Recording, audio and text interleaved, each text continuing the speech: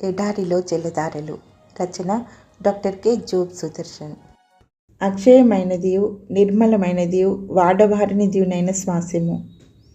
పేతురు మొదటి పత్రిక 1:4. జాన్ బన్యన్ రాసిన యాత్రికుని ప్రయాణంలో నాశనపురం నుండి పారిపోతున్న క్రైస్తవుని ఒప్పించి వెనక్కి తేవడానికి పాషాణం, నవనీతం అనే ఇద్దరు మిత్రులు వెంటబడతారు. వారు చెప్పిన దానికి ఒప్పుకోవడం పోయి క్రైస్తవుడు వారిని తనతో వచ్చేయమని ఒప్పించడానికి ప్రయత్నిస్తాడు. ఉన్న ఊరు కుటుంబం విడిచిపెట్టి ఏం సాధించాలని వెళ్ళిపోతున్నావు అని అడుగుతాడు పాషాణం. నేను అక్షయమైన నిర్మలమైన వాడబారని స్వాస్యము సంపాదించుకునేందుకు వెళ్తున్నాను. శ్రద్ధతో వెతికే వారికి ఆ వారసత్వం దొరుకుతుందని ఈ పుస్తకంలో రాసి ఉంది అని జవాబిస్తాడు క్రైస్తవుడు.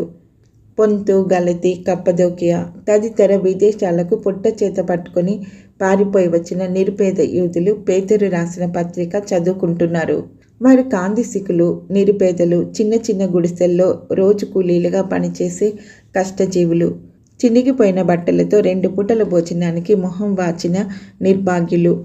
గతంలో చేపలు పట్టి ఇప్పుడు ఆ వృత్తి మానేసి దేశాలు పట్టి తిరుగుతున్న మరొక నిరుపేద సీమోను పేతురు. అతనికి అతని ఉత్తరం చదువుతున్న క్రైస్తవులకు ఒక అమోఘమైన ఆస్తి దక్కబోతున్నది. అది క్షయమైపోదు.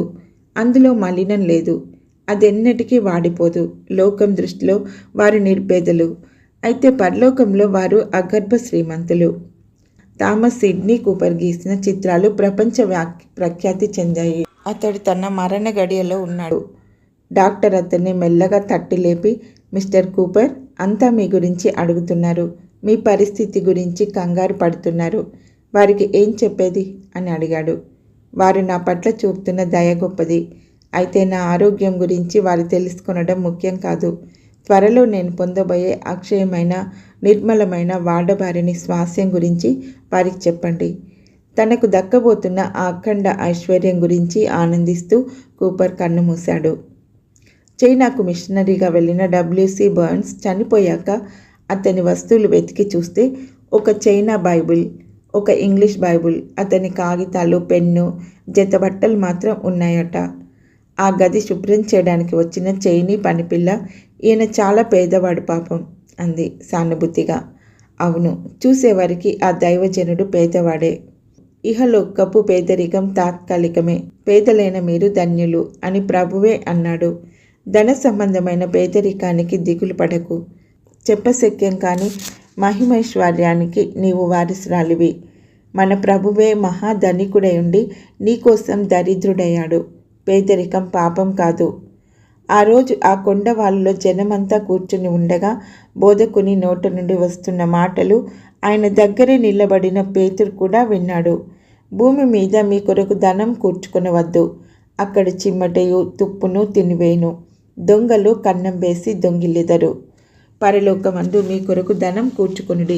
అక్కడి చిమ్మటి అయినను తుప్పైనను దాన్ని తినివేయదు. దొంగలు కన్నం వేసి దొంగిలరు.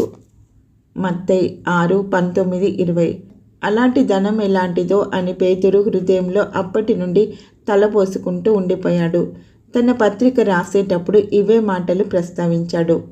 క్రీస్తులో క్రైస్తవులకున్న ధనం తరిగిపోదు, పాడైపోదు, దానికి తుప్పు పట్టదు. ఏ దొంగ దాన్ని దోచుకోలేడు. నీ దగ్గర ఇహలోక ధనం కొంచెమన్నా ఉంటే దాన్ని ఖర్చు చేసి పరలోకంలో ధనం సంపాదించుకో.